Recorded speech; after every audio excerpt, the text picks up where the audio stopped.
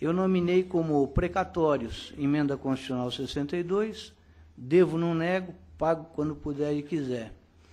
Porque, infelizmente, essa é a triste realidade dos cidadãos que detêm algum crédito contra o poder público. São vencedores de ações que duraram no mínimo de 5 a 7 anos, percorreram todas as instâncias do Poder Judiciário e não levaram. Não conseguem receber o que lhes é devido. Mas isso nós vamos falar um pouquinho mais adiante.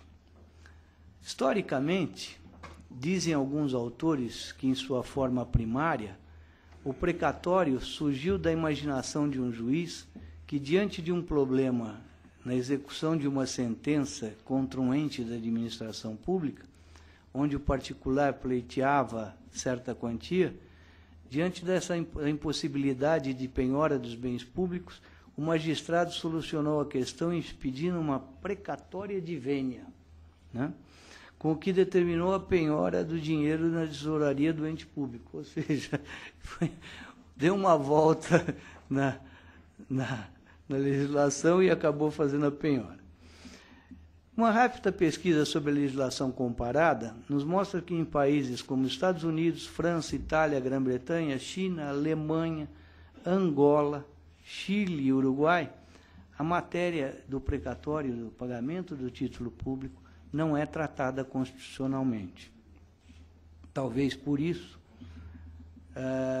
disse que a construção do precatório na forma constitucional é uma obra tupiniquim. O de Plácido de Silva, ele conceitua o precatório como uma carta de sentença remetida pelo juiz da causa ao presidente do tribunal para que se requisite ao poder público, mediante previsão na lei orçamentária anual, o pagamento de quantia certa para satisfazer a obrigação decorrente da condenação das pessoas políticas, de suas autarquias e suas fundações. E como operacionalizar esse pagamento, se os bens públicos não são passíveis de penhora? A Constituição Federal, no antigo parágrafo 1º do artigo 100, hoje parágrafo 5º,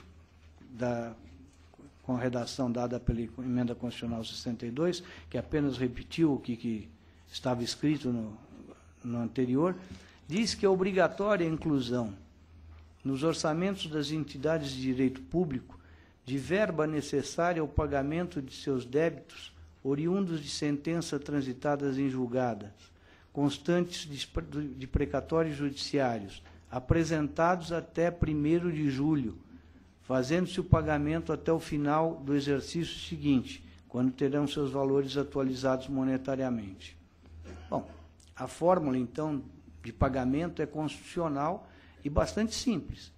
Eu entrego o precatório até 1º de julho e o Estado tem 1 ano e meio para me pagar, até o fim do exercício seguinte. O credor tem a expectativa de, em 1 ano e meio, receber o seu crédito. Está certo? Não, está errado. Está errado porque os governantes não pagam os débitos. Eles podem até alocar os recursos, mas acabam, no correr do exercício, desviando-os, não pagando os precatórios que foram orçados. Talvez por isso, já se disse que um dos maiores problemas políticos constitucionais após a promulgação da Constituição de 88 tem sido o tema dos precatórios judiciais. O autor dessa frase, Nelson Jobim, que foi também quem, como presidente do Supremo Tribunal Federal, enviou ao Congresso a PEC 12, que veio a se transformar na Emenda Constitucional número 62. E ele tem razão, porque não há mais nenhum dispositivo constitucional com redação original de 88, ou seja, do Constituinte originário, integralmente válidos desde aquela época. Todos foram modificados, total ou parcialmente, por emendas constitucionais posteriores. Então, nós temos que o problema é grave, porque se estabeleceu lá em 88, com a Constituição, uma forma de pagamentos precatórios, que àquela época já era um estoque considerável, que já se dizia que era impossível de ser pago. se concedeu uma moratória de 8 anos para falar, vamos pôr tudo 0 a 0 e começar tudo de novo. E não se cumpriu. Então, as alterações vêm se sucedendo, a Constituição não é cumprida, e o problema acaba na mão das pessoas que têm, infelizmente, um crédito contra o Estado. Não recebem. Isto é calote. Isto, em país sério, não acontece. Nós devíamos procurar um meio de fazer como em países, já que nós os consideramos civilizados, e países de primeiro em desenvolvimento, fazer como os outros países que tratam o assunto administrativamente. Os governos pagam sem necessidade da demanda judicial, pagam administrativamente. Aqui não, é um desgaste, o cidadão morre e não recebe, nem ele, nem seus herdeiros, que é o que tem acontecido ao longo do tempo. Então, hoje, nós temos uma sistematização legal dos precatórios fundada nos seguintes artigos. O artigo 100 da Constituição, o artigo 33 do ato das disposições constitucionais transitórias, que foi a moratória de 8 anos, o artigo 78 do mesmo ato das disposições transitórias, que foi a emenda 30, que foi a segunda moratória de 10 anos.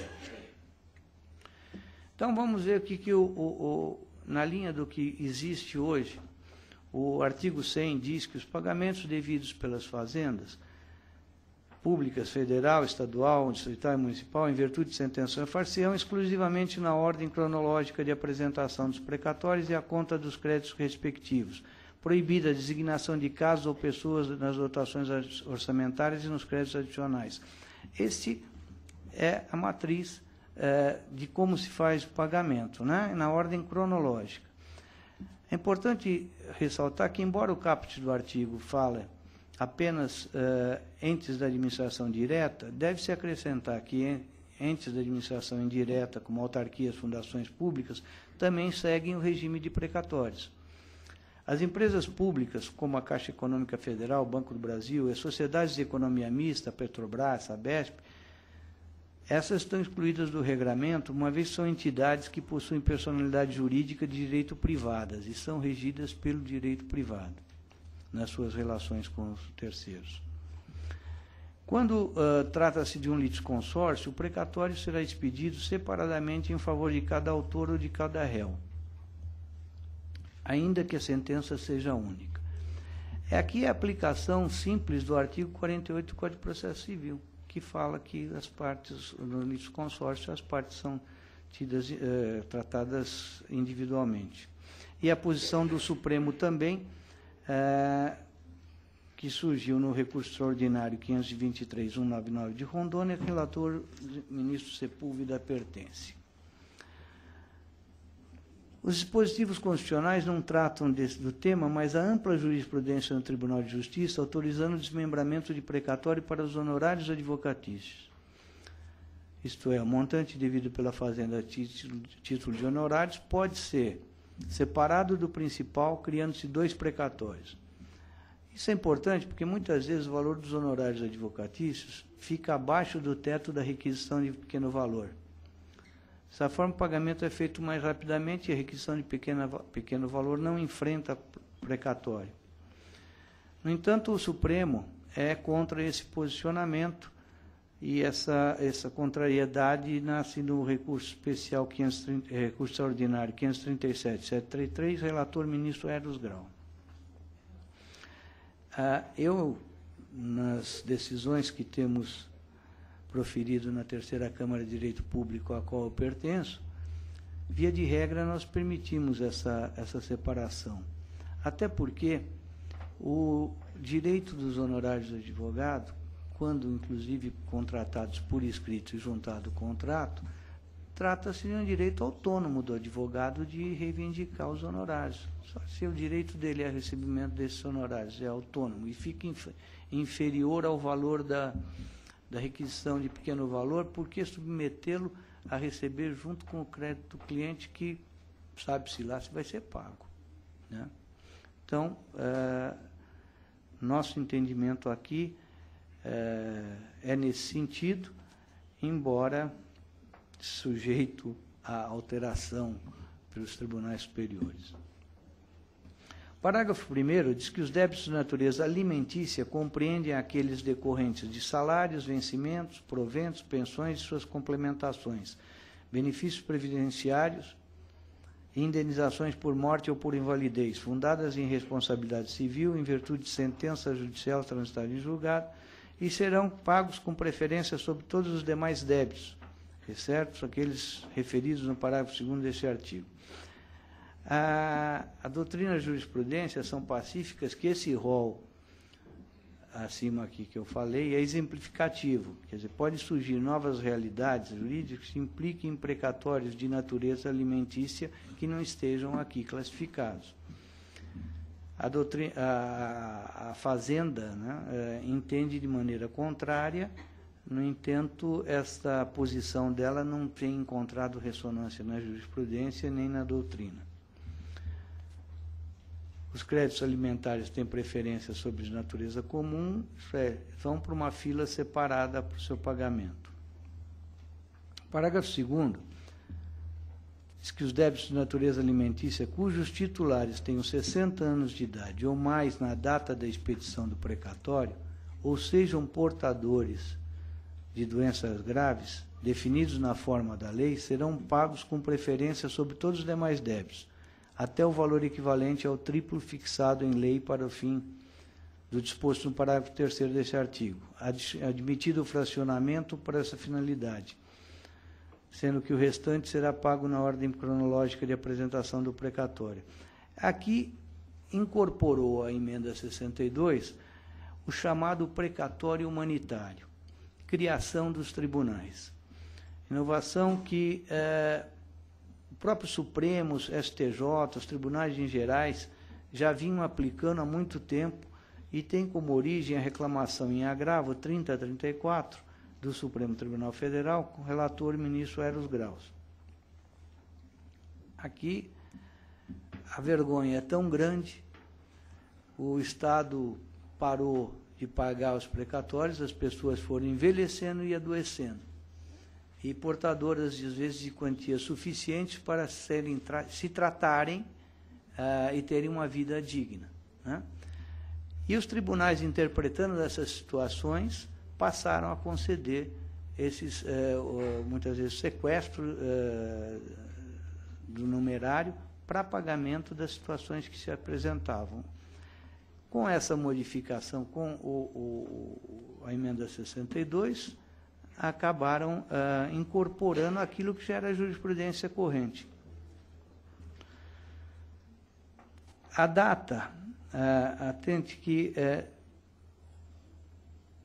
os privilégios de pagamento aos titulares que tenham mais de 60 anos na data de expedição do precatório. Não havia, nem na jurisprudência, um marco que pudesse dizer quando que deveria ser pago, se era a data de expedição do precatório, trânsito da sentença ou qualquer outro marco. Então, em boa hora, nesse aspecto, a emenda estabeleceu o momento em que se faz a conta da idade para ter o privilégio.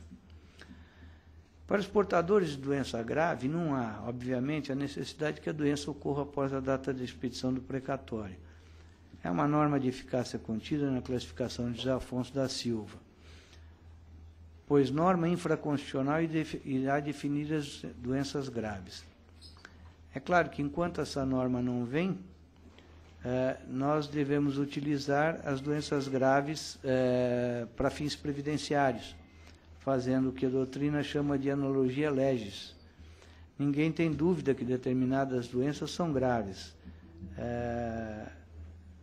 como HIV, câncer, e essas doenças estão catalogadas tanto na Previdência quanto na legislação que trata de isenção de imposto de renda.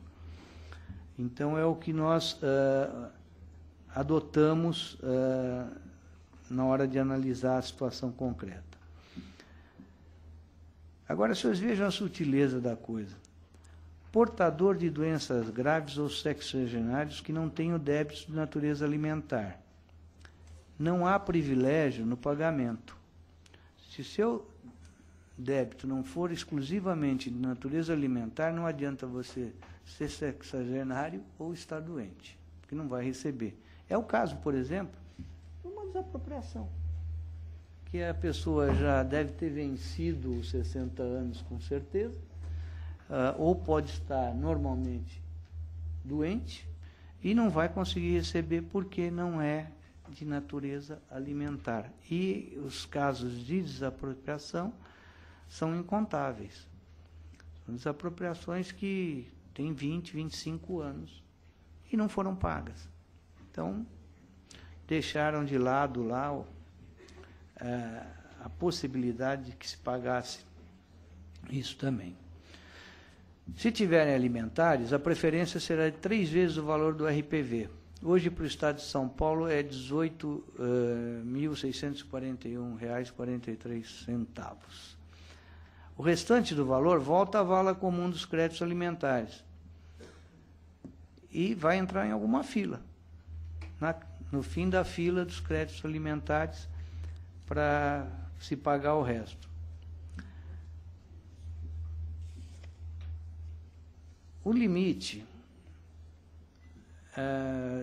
equivalente a 3 vezes o valor das obrigações definidas em lei de pequeno valor, acha-se mais ou menos comprometido em sua efetividade, embora teoricamente correta e justa por compatibilizar o tratamento privilegiado aos idosos e aos doentes com recursos financeiros disponíveis. Como cada entidade política devedora terá a liberdade de fixar esse valor, respeitando o piso estabelecido no parágrafo 4º, algumas unidades da federação vêm adotando o regime de valor indexado, então, que pode alterar a cada mês. Eu já vi algumas situações dessas em que fica difícil, às vezes, você estabelecer em que momento aquele valor vai ser ultrapassado. Se conta lá de trás ou se conta do momento do pagamento. De forma que eu acho que aqui embora razoável a colocação, pode gerar alguma dificuldade.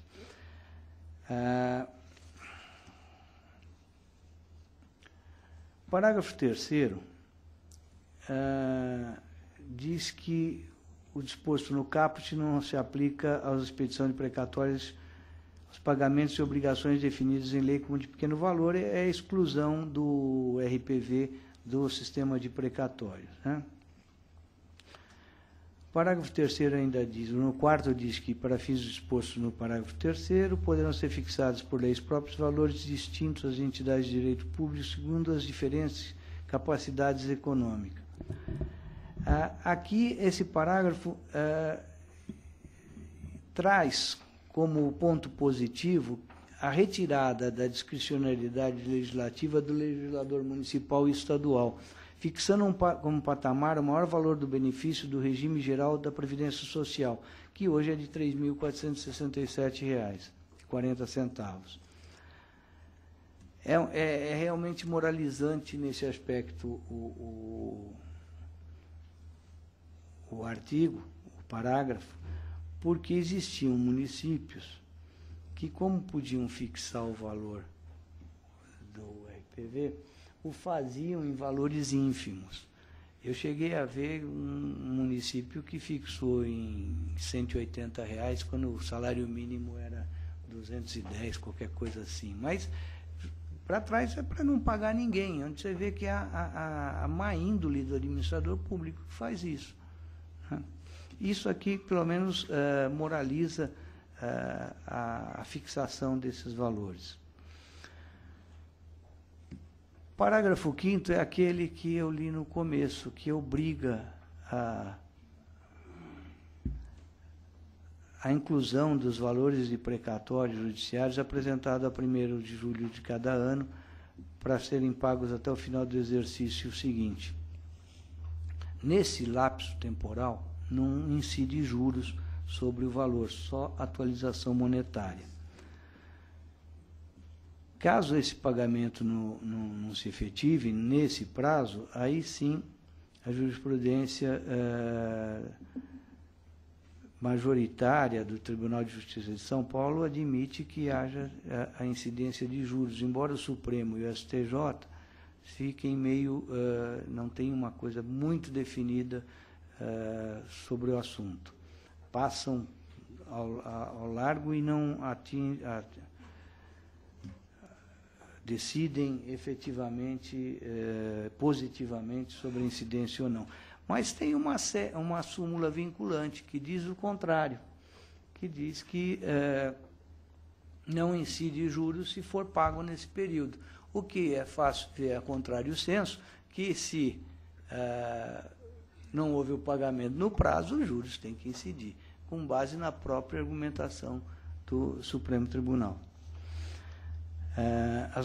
O parágrafo 6º, as dotações orçamentárias dos créditos abertos serão consignados diretamente ao Poder Judiciário, cabendo ao presidente do tribunal que proferir a decisão exequenta, determinar o pagamento integral e autorizar o requerimento do credor exclusivamente para caso de preterimento de seu direito de preferência ou não, a alocação orçamentária do valor necessário à satisfação do débito, sequestro da respectiva quantia. O antigo parágrafo 2º.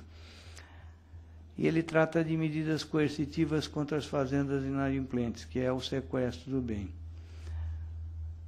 Na verdade, melhor seria que efetivamente se conseguisse fazer o sequestro ou a intervenção em todo momento que não houvesse o pagamento e tivesse presente a hipótese legal. Mas vamos andar para cá, vamos andar para lá e vamos andando, não é? Não resolvemos, não é? Não, o mais difícil é que quem gerencia hoje, quem tem que gerenciar isso, pagamentos precatórios, é o Tribunal de Justiça. Então, o tribunal ganha um encargo, que já era dele, era mal cuidado, né? Mas ganha um encargo que não está bem dentro das atribuições dele. Ele já cumpriu o papel dele, já julgou, já condenou, já disse quanto que é, já emitiu a requisição. Ele agora tem, para vocês terem uma ideia, nós temos um departamento de precatório que tem mais de 200 funcionários. E esse departamento de precatórios hoje vai administrar 1.180 e poucas contas que são das entidades devedoras. Dentro dessas contas que têm que ser administradas, 117 ou 119 são opções pelo sistema de pagamento mensal do artigo 97.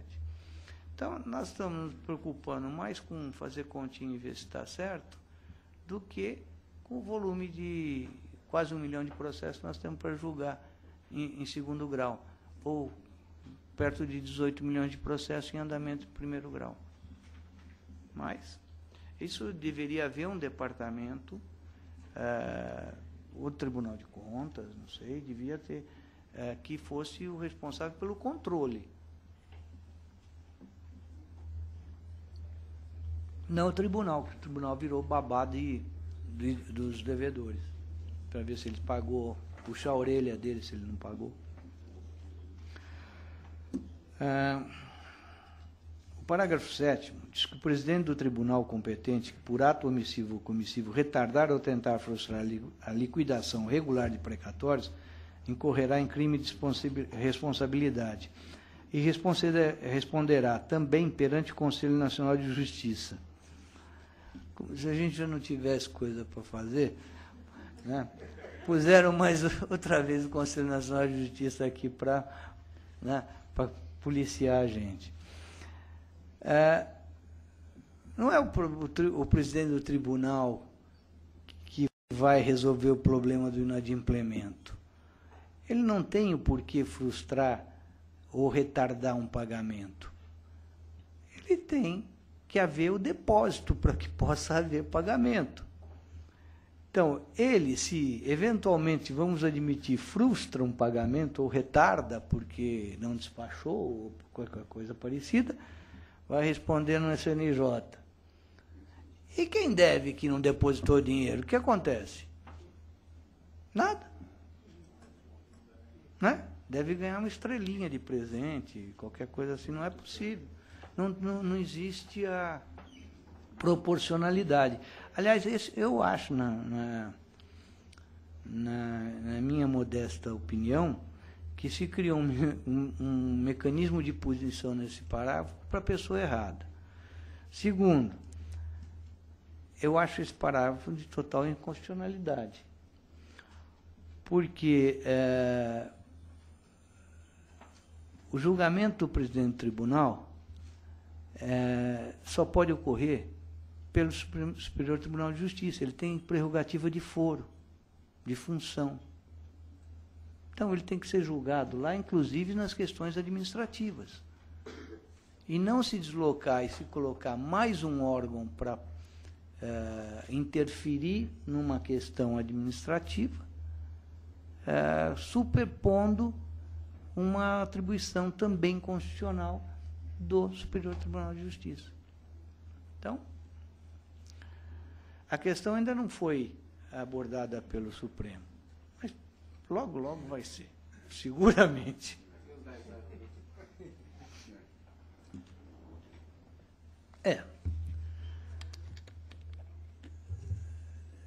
Que digam as ADINs que foram propostas contra a emenda constitucional, né? Da emenda 30, né? Bom, mas é aquela história, vamos caminhando, não dá para julgar agora, porque se a gente julgar agora, olha o que já aconteceu, olha o fato consumado, né? Então,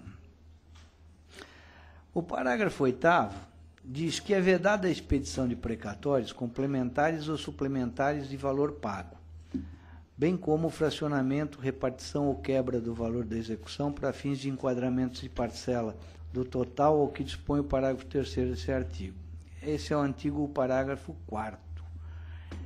Ele veda a expedição de precatórios complementares ou suplementares. É uma incorporação da jurisprudência do Supremo, que veio na ADIM 2924 de São Paulo, o relator ministro Carlos Veloso, julgada parcialmente procedente, que declarou a inconstitucionalidade de medida então adotada pelo Regimento Interno do Tribunal de Justiça de São Paulo, que previa a expedição de ofício requisitório para pagamento em 90 dias do saldo do precatório representado por juros e correção monetária. O Tribunal de Justiça entendia que, pago o precatório de forma incompleta, aquela diferença de juros e correção poderia ser requisitada por ofício e com o prazo de 90 dias para pagar. E o Supremo disse que não. Tanto que no atual regimento do tribunal, isso foi suprimido. Então, eu fico imaginando, os senhores me desculpem a ignorância. O precatório sai, é pago a menor. Eu não posso pedir um complementar ou um suplementar, então eu tenho que usar o mesmo precatório. Ele volta para a fila, ele tem preferência para pagar aquela diferença. Operacionalmente, fica esquisito.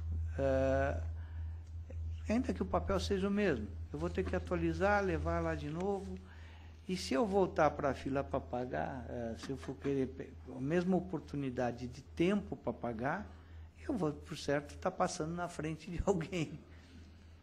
E ele não vai ser pago outra vez atualizado, porque eles nunca pagam atualizado, o senhor sabe disso melhor do que eu. Então, a dívida é infinita. Nós vamos estar sempre corrigindo. Nunca vamos acabar com uma dívida dessa.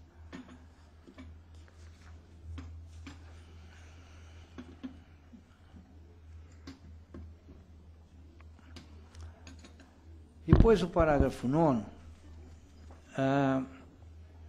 diz que no momento da expedição dos precatórios, independentemente de regulamentação, deles deverá ser abatido, a título de compensação, valor correspondente aos débitos líquidos e certos, inscritos ou não em dívida ativa e constituídos contra o credor original pela fazenda pública devedora, incluídas parcelas vincendas de parcelamentos ressalvados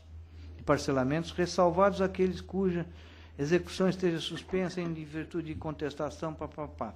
Essa é uma grande novidade, porque não existia. Então, no momento da expedição do precatório, a fazenda recebe antecipadamente por compensação. Antes de pagar, ela está recebendo o valor correspondente a esses débitos. Até aí não vou discutir. Perfeito, compensando. A figura existe, né? Agora, incluir as parcelas vincendas de parcelamentos que eu fiz com o poder público antes é inconstitucional. Fere o ato jurídico perfeito. Mais que isso, fere o princípio da segurança jurídica. Porque quando eu faço um parcelamento, na verdade eu faço o nome que queiram dar, mas é uma inovação, de certa forma. Eu estou me comprometendo a pagar aquela dívida de uma maneira diferente, o meu credor aceita e eu tenho a garantia de que eu vou poder fazer desse jeito. E na hora que eu vou receber o que eles, além de pagar o que já está vencido, que até aí tudo bem, eu tenho que pagar o que vai vencer. Então não tenho mais segurança jurídica de fazer nada com o poder público. Então acho que isso aqui, tenho certeza que isso aqui não vai prevalecer. Não vai ser, no tribunal já está sendo interpretado pelo DEPRE, que é comandado pelo desembargador Vinícius Salles, que baixou a ordem de serviço número 2, no sentido de que as compensações são só desses débitos vencidos, não tem parcelamento a vencer, não se computa, né? Mas os senhores vejam que eles dão com uma mão e tomam com a outra. Não que eu seja contra governos ou coisa alguma, mas é uma coisa que fica estampada aqui na verificação das colocações que são feitas.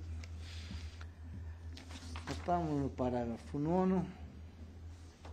O 10º é que o tribunal, antes de expedir o precatório, solicita à Fazenda Pública uma resposta em até 30 dias para que informe quais são os débitos que vão ser compensados.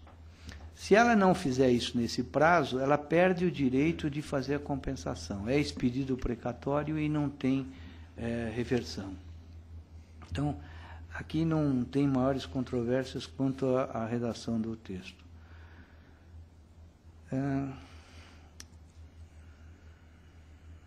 Depois, o parágrafo 11 diz que é facultado ao credor, conforme estabelecido em lei da entidade federativa devedora, a entrega de créditos imprecatórios para a compra de imóveis públicos do respectivo ente federado.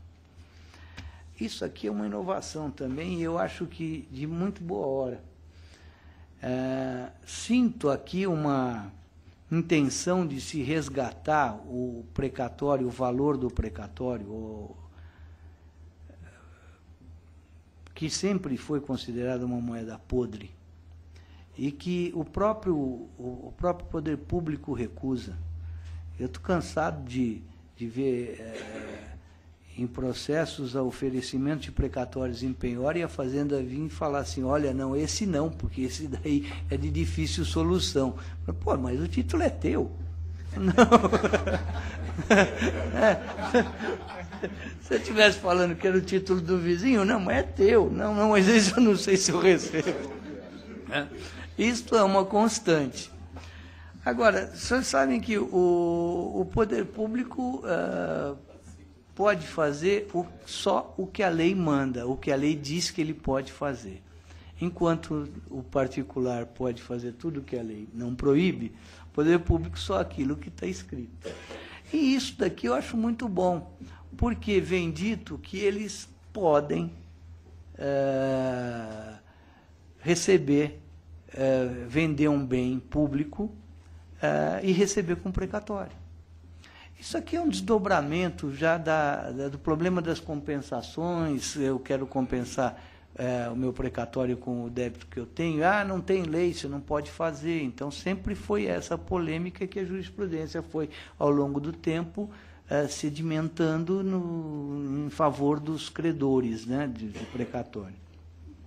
Então, eu vejo que, por esse dispositivo, é um avanço muito grande que vai possibilitar, mais para frente, talvez a inclusão de outras situações em que o precatório possa vir a ser utilizado, tirando, talvez, aquele conceito de moeda totalmente podre. Ela vai ser uma moeda mais cheirosa, com o passar do tempo, podendo ser utilizada em outros negócios com o próprio poder público.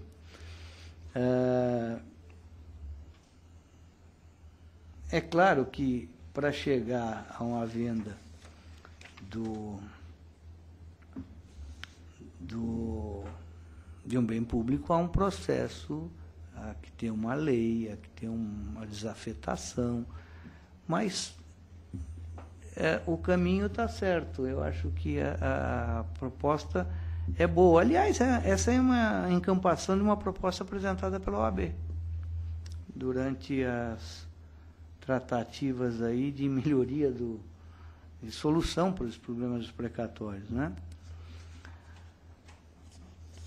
Vamos para o 12º, a partir da emenda constitucional, a atualização de valores dos requisitórios após sua expedição até o efetivo pagamento, independentemente de sua natureza, será feita pelo índice oficial de remuneração básica da caderneta de poupança.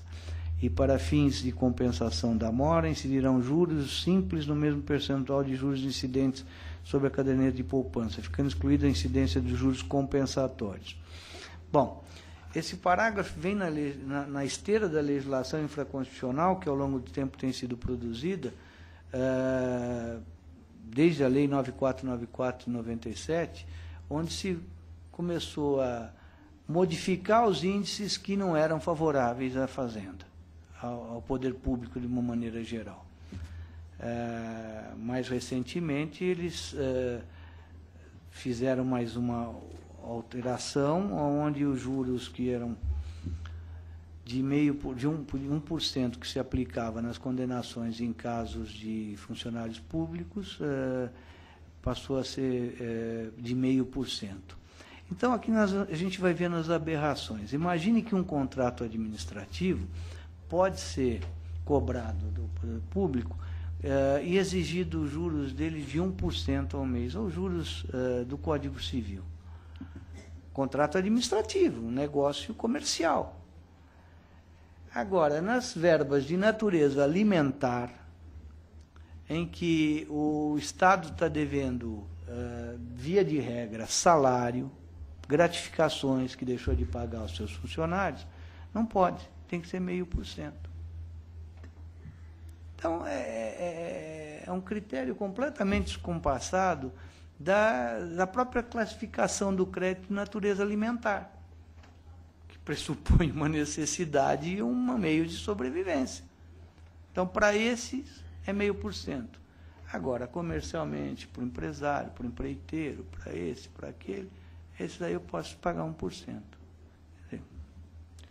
A gente fica com as faces meio rubras, mas eu cheguei à conclusão que às vezes não adianta você aplicar o contrário, porque nos julgamentos normais aqui, eu durante algum tempo resisti em aplicar esse 0,5%, mas depois eu vi que não adiantava, porque acaba vindo os embargos, acaba vindo os recursos para os tribunais superiores e acabam mudando lá.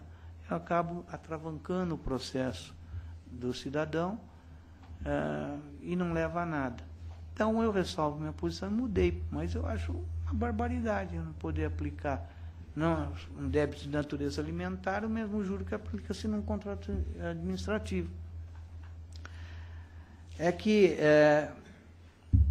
o poder público deve muito para pequenos credores, né, principalmente os funcionários. Porque para os grandes credores ele paga, de alguma maneira, né?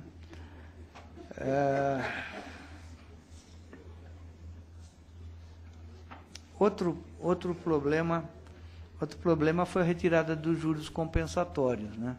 A emenda agora suprime efetivamente os juros compensatórios. O que é os juros compensatórios? Vinha na esteira do princípio da prévia e justa indenização, que era que você pode oferir, o melhor que você pode oferir com o teu capital numa aplicação financeira. E isso estava encarecendo as indenizações. Então, vamos cortar. Suprimiram os juros compensatórios. Hoje nós ficamos com a aplicação de caderneta de poupança, que, sabe-se lá, também é extremamente manipulada, né? Então,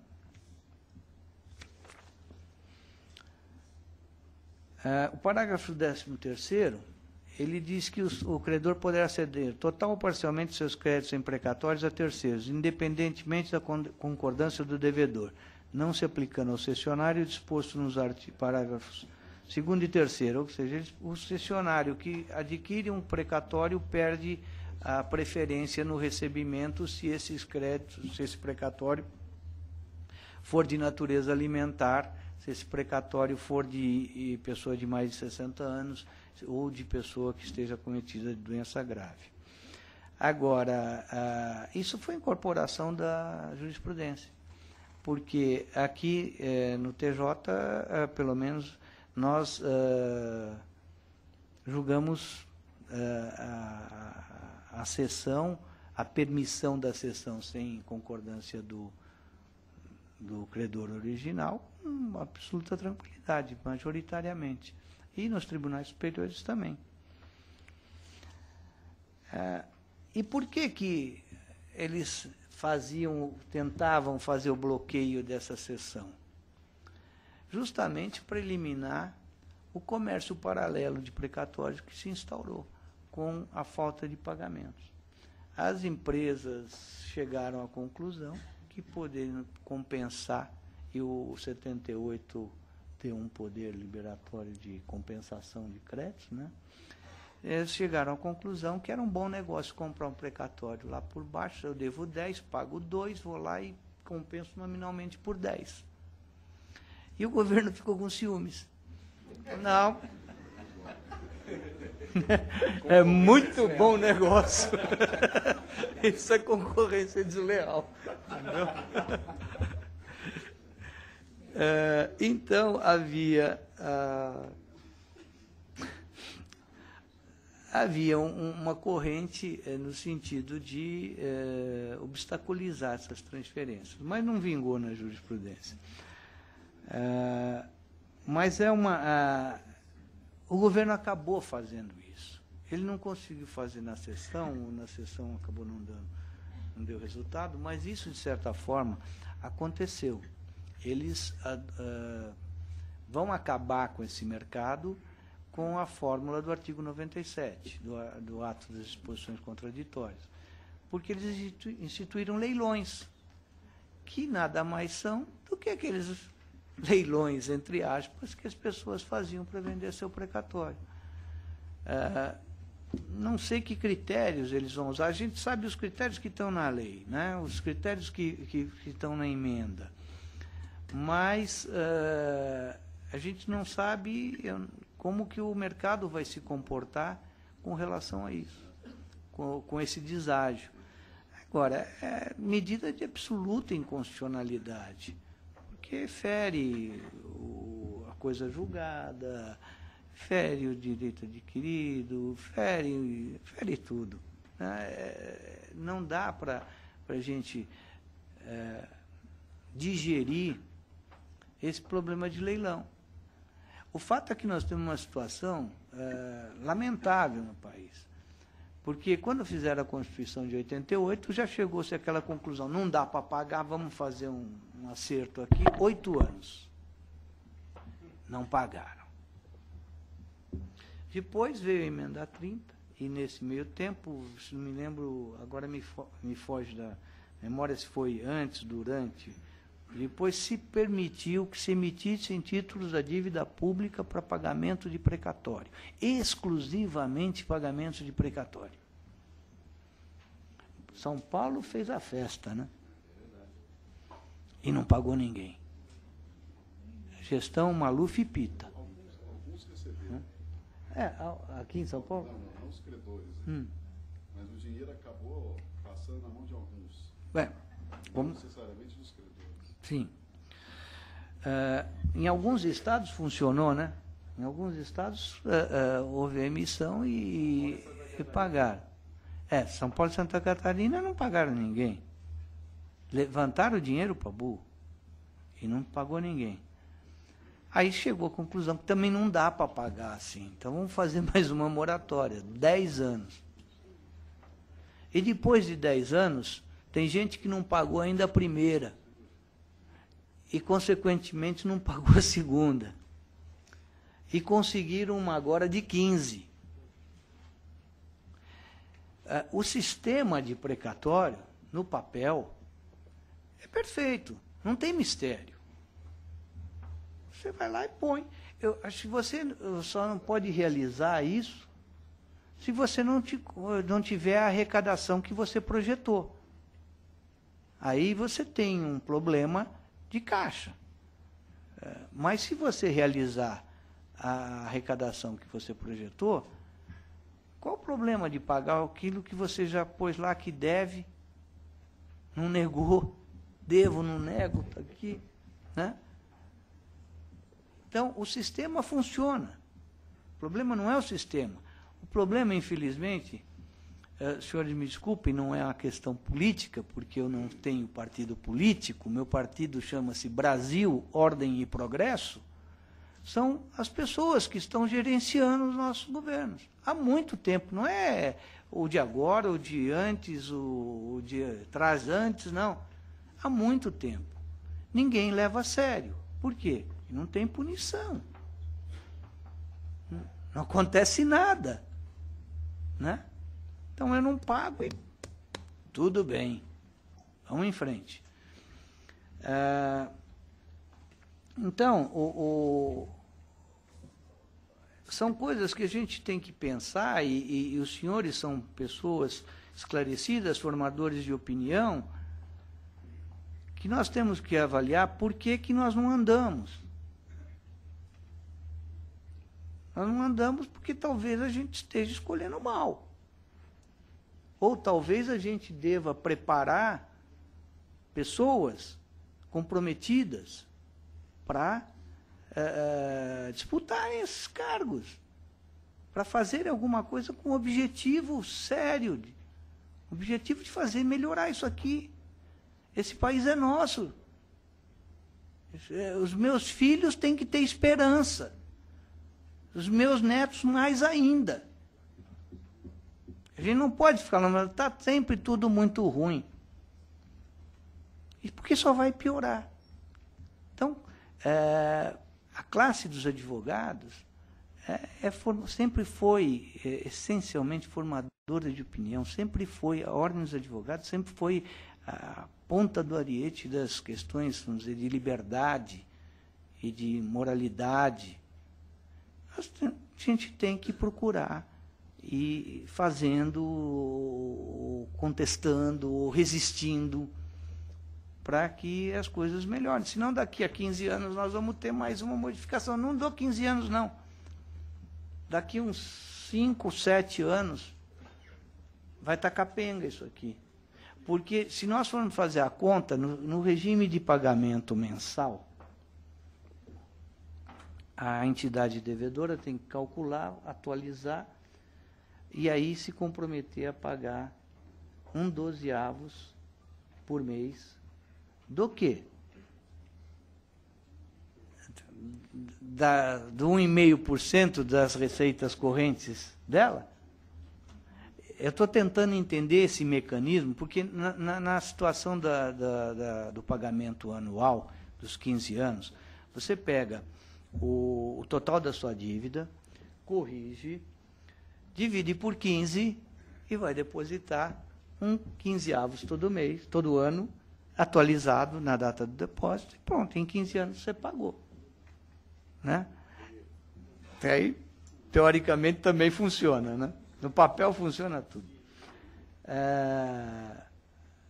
Mas na outro regime eu tenho sérias dúvidas, porque lá o regime é constituído sobre receitas líquidas correntes, em percentuais que vão de 1,5%, 2,5%, se não me falha a memória, para serem pagos.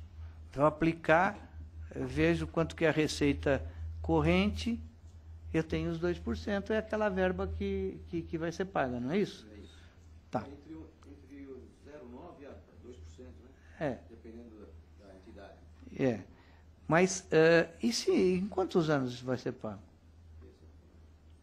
Será que isso vai ser o suficiente para pagar em 15 anos? Já tem um cálculo aí do Tribunal de Contas do município, sendo que o município de São Paulo vai levar 31 anos, só para pagar os alimentares. Aliás, a conta dele está errada. O Vinícius já me falou que a conta está errada e que é mais. Não é 31, é mais. Quando, pela interpretação que a gente tem que fazer disso aqui, se é sistemático, o prazo, tanto num regime quanto no outro, não pode passar os 15 anos. Certo? Então,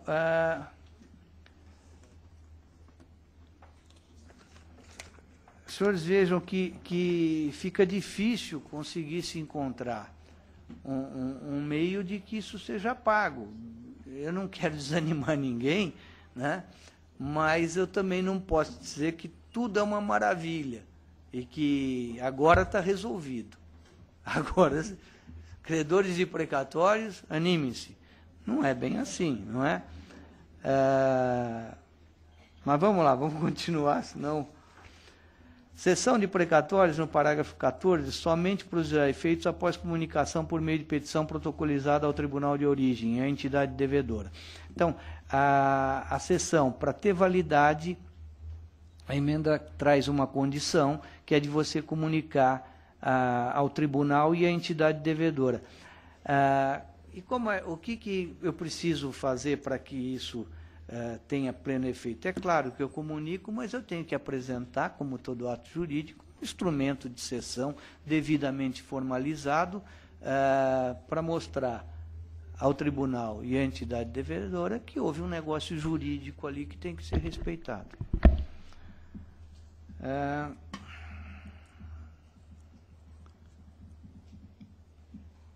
O parágrafo 15 é outra caixinha de surpresa.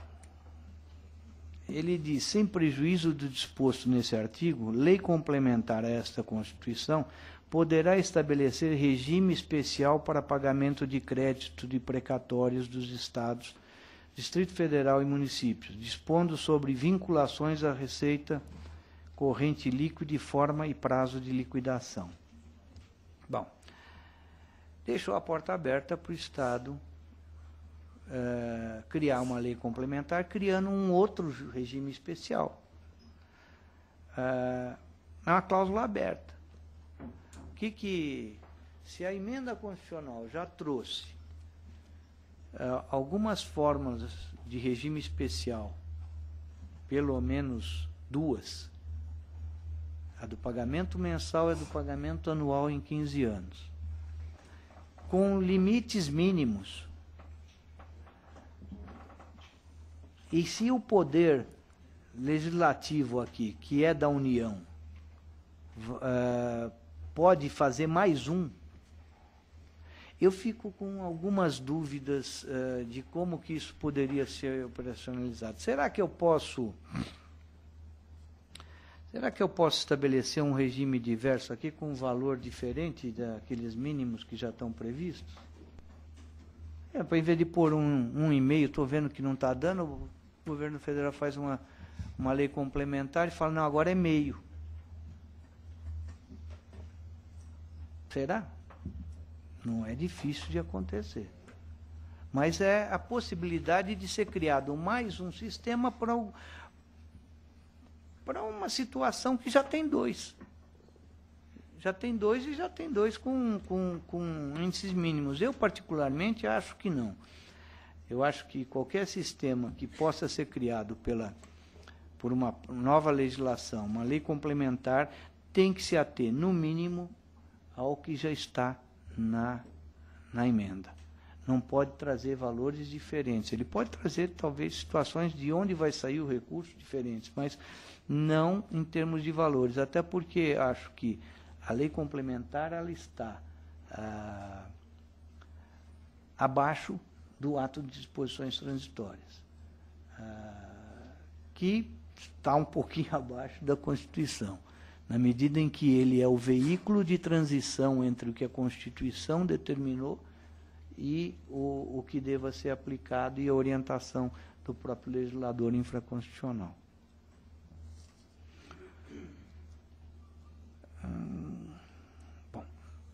O 16 fala que, a critério exclusivo na forma da lei, a União poderá assumir débitos oriundos e precatórios dos Estados. É a forma da União bancar os adimplêmentos dos entes federados. O Marçal Justem Filho, que é crítico da emenda, né, diz que isso se trata de um dispositivo que dá margem à corrupção, tráfico de influência. Eu acho que ele é resquício de um sistema, do nosso federalismo centrífugo, né? O federalismo norte-americano, as colônias eram independentes e se uniram, né? Guardando grande parte de autonomia consigo, cada colônia. No Brasil, a situação foi inversa. Nós éramos um Estado centralizado, que se descentralizou em Estados-membros, mas a União não passou grande autonomia para os Estados, guardando consigo máquina tributária, as receitas, a competência legislativa. E os Estados e municípios ficaram com matérias de menor importância. Na verdade,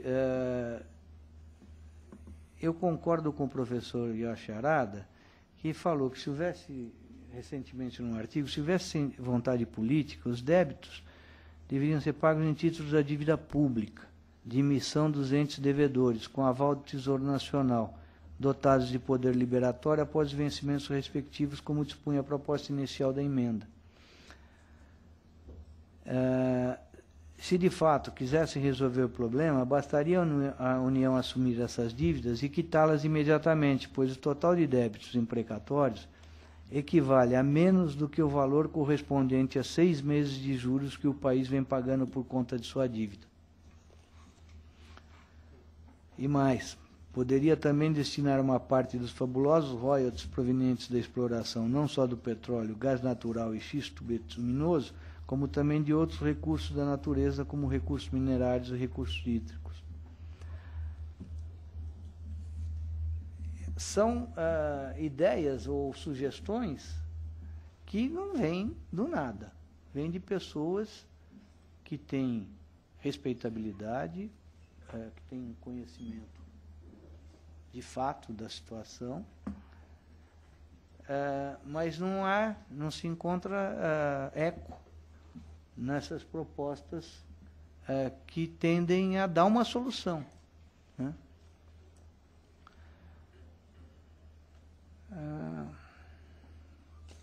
A grande verdade é que, como nós estou falando, batendo na mesma tecla desde o começo, falta vontade política, né? Não há intenção de se resolver a situação, há de sempre se postergar, e toda vez que nós encontramos uma situação a formação de uma jurisprudência, de uma interpretação contínua pelos tribunais sobre determinada matéria, e que isso incomoda os demais poderes, acaba-se editando uma legislação para dizer que aquilo que os tribunais interpretavam de maneira diferente, agora é permitido, agora é lei, agora vale, agora pode. E por aí passa um boi e passa uma boiada, né?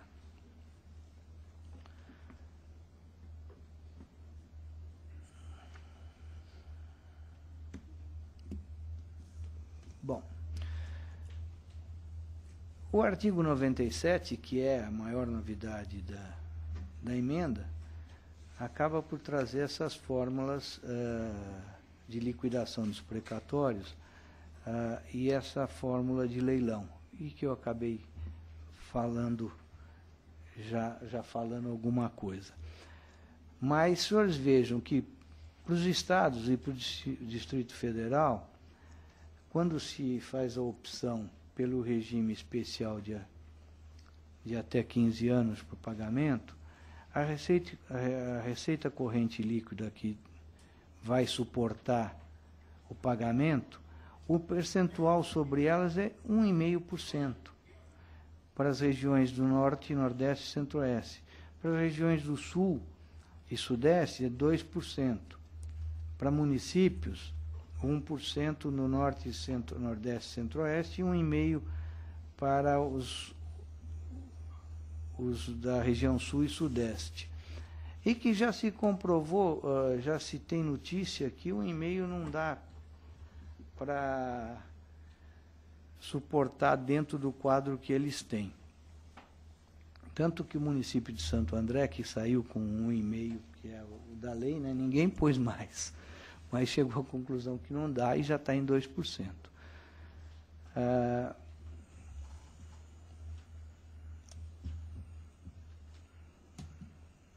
Depois de todo esse volume de dinheiro, nós esquecemos de dizer uma coisa, que, na verdade, 50% disso só vai ser pago, né?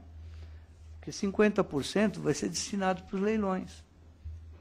Então, 50% eu pago nos precatórios que estão na fila, eu pago para os idosos e para os doentes, e os outros 50% eu vou abrir um leilão e falar, quem dá menos, ou quem dá mais, né?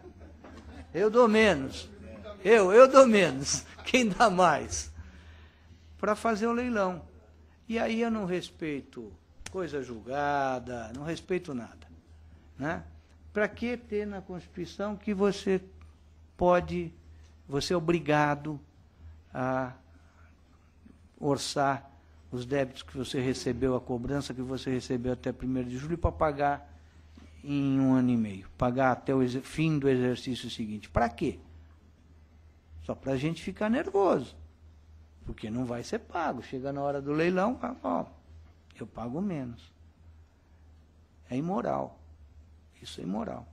Eu acho, nessa parte também, que a emenda, nesse aspecto, é de absoluta inconstitucionalidade.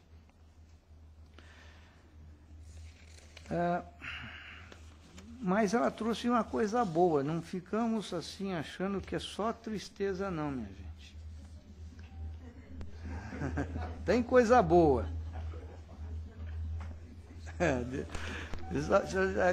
Aqui já vou direto para coisa boa, porque eu só falei coisa ruim até agora, né?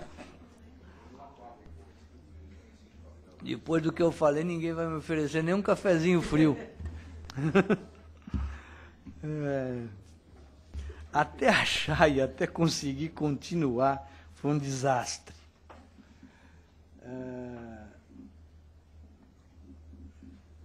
No parágrafo 10º do artigo 97, ele diz que nos casos de não liberação tempestiva dos recursos de que tratam o inciso 2º do parágrafo 1º e os parágrafos 2º e 6º desse artigo, haverá sequestro das quantias nas contas dos estados, tal. Constituir-se-á alternativamente por ordem do presidente do tribunal requerido em favor dos credores de precatórios, constar a compensação automática. 3. O chefe do Poder Executivo responderá na forma da legislação de responsabilidade fiscal e de improbidade administrativa. Está aqui a coisa boa. Pela primeira vez está se responsabilizando o administrador público por um não pagamento, por um embaraço no pagamento.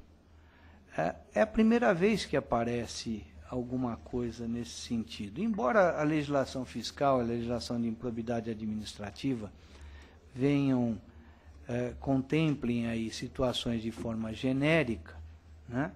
Aqui agora está específica, está na Constituição, que pode vir a se configurar em improbidade administrativa o não pagamento dos precatórios aqui nessas formas em que ele está expondo. Eu particularmente acho, e vou com isso indo já para os finalmente, que o não pagamento do precatório, isso eu venho pensando, maturando há muito tempo, o não pagamento do precatório orçado, incluído na proposta orçamentária, e não pago até o fim do exercício seguinte, constitui improbidade administrativa, ato de improbidade administrativa. Não tenho dúvida disso. Aliás, não sou só eu que estou pensando isso, não. Outro dia o Ministério Público pensou também e entrou com uma ação civil pública, uma ação de improbidade administrativa contra o prefeito Kassab.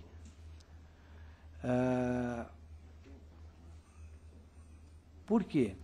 Não é possível que não haja consequência, gente. E nós temos um ordenamento jurídico muito bom, de uma maneira geral. Apesar de, eu brinco quando eu falo que o Estado não paga ninguém, não quer, ele sempre dá um jeitinho, mas nos últimos anos, nas últimas décadas, nós temos produzido uma legislação muito boa, uma legislação de proteção do próprio Estado, e que vem sendo aplicada, às vezes parcimoniosamente, às vezes vem sendo aplicada duramente, como a lei de improbidade administrativa, e que é uma evolução da nossa sociedade. Então, se você não paga, está na Constituição, você não paga, só tem um jeito de você não pagar, é a não realização da receita. Do contrário, tem que ser pago. Ou tem que acontecer uma catástrofe que você possa dizer, não paguei porque desviei. Até admito o desvio de recursos para você socorrer uma catástrofe, para você tirar, corrigir uma situação que você não deu causa, enfim, que a natureza te impôs. Mas, em condições ordinárias, normais, não pagou, teria que se caminhar, e o Ministério Público tem que estar bem atento a isso, teria que se caminhar para uma improbidade administrativa. A hora que pegar meia dúzia, vocês vão ver que melhora. Passível de ação popular também? Eu acho que não, eu acho que é improbidade mesmo. A ação popular tem outro viés. Mas você pode provocar o Ministério Público com a mesma situação para a improbidade administrativa. Você, ou até alguma entidade que seja legitimada pode, né? Pode provocar. Então, eu não creio, não, apesar da conotação da ação popular, do cabimento dela para essa coisa, para essa situação que eu estou me referindo. Bom, dito isso, senhores, a Emenda Constitucional 62 vem enfrentando questionamentos judiciais, né? Existem, acho que se não me engano, são 4 ou 6 ações, 4, né? Uma delas é impetrada pela ordem, que está nas mãos do ministro Carlos Aires Brito. E tem uma outra pela Anamatra. Que o problema da Anamatra envolve também o problema do gerenciamento dessas contas, que acaba sendo dos tribunais de justiça pela determinação da emenda, mas o gerenciamento de contas que, a rigor, também não são nossas, né? São de outros, são de precatórios oriundos de outros tribunais, né?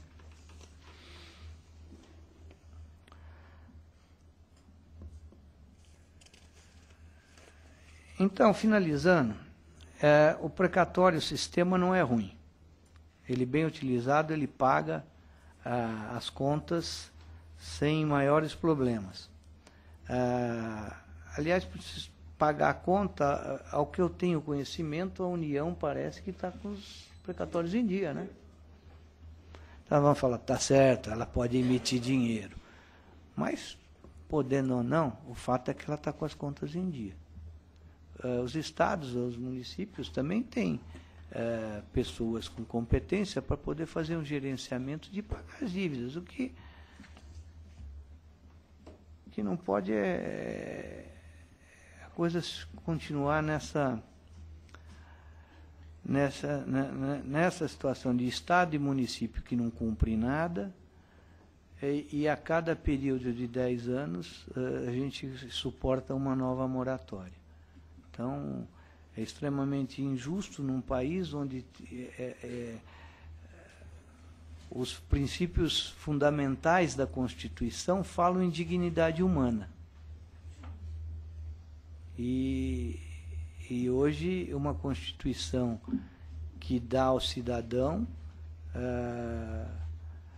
se for aplicada ao pé da letra, uma dignidade humana que ele merece, que ele tem que ter. Agora, se é para fazer o me engana que eu gosto, eles podiam, não precisavam. Trabalho, não precisava ter um congresso dispendioso, não precisava nada disso.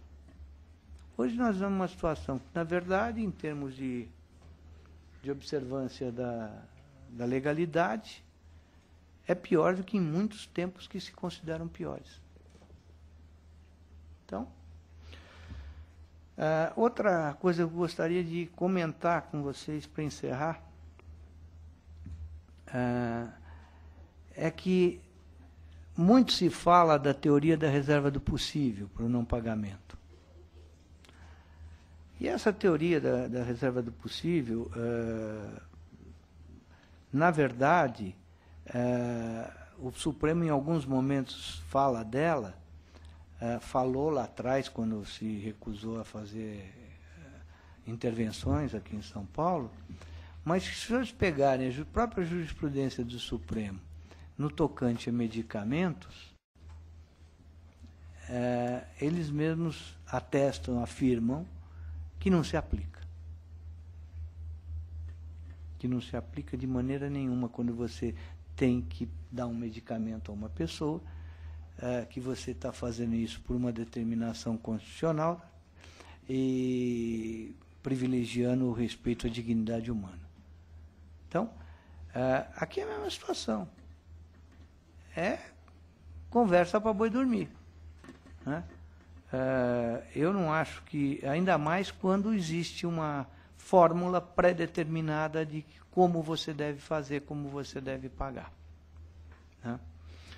Então, com essas últimas observações, e me penitenciando por tê-los feito sofrer tanto em me ouvir, eu agradeço imensamente a atenção, eu agradeço imensamente ao Dr. Arles, à Ordem, ao Dr. Humberto, pelo privilégio que me possibilitaram de estar aqui com os senhores. Muito obrigado.